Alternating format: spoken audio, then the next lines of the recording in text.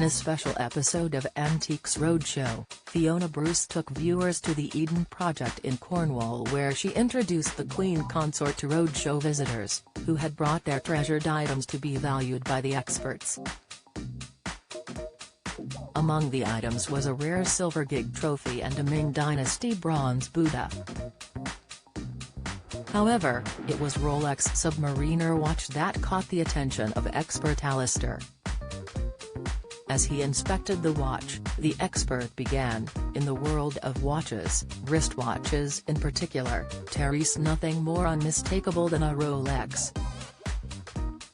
And in that genre of Rolex, there's nothing more unmistakable than a Rolex Submariner. It is just one of those great watches.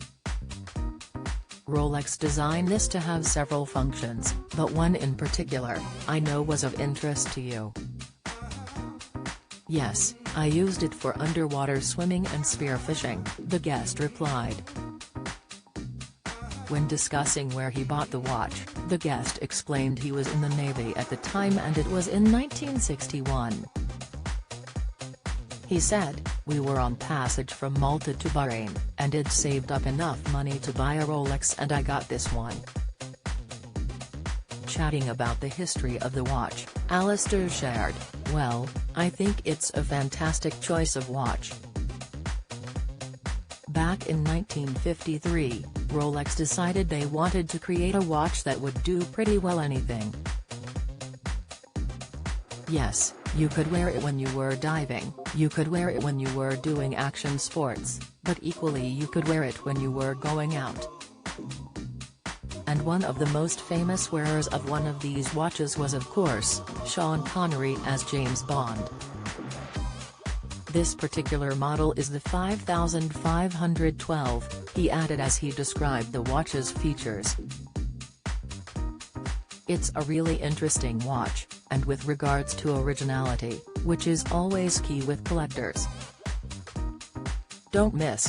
GB Newsrow erupts over King Charles snubbing spoiled brat Harry. Latest, Marty Pello's appearance distracts this morning viewers. Video, Emmerdale fans work out Nicky's link to Caleb Milligan. Spoilers, collectors love original hands, original dials, and to my mind, the bezel certainly looks like the original.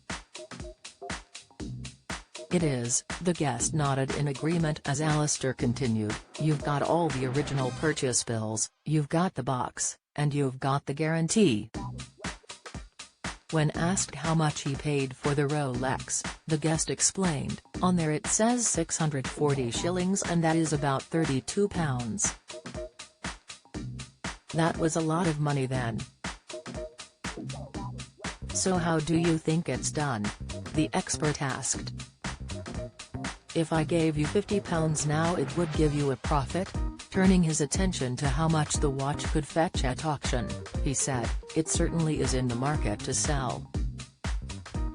And given this watch is in this condition, I would think that some would be very happy to pay between £20,000 and £30,000.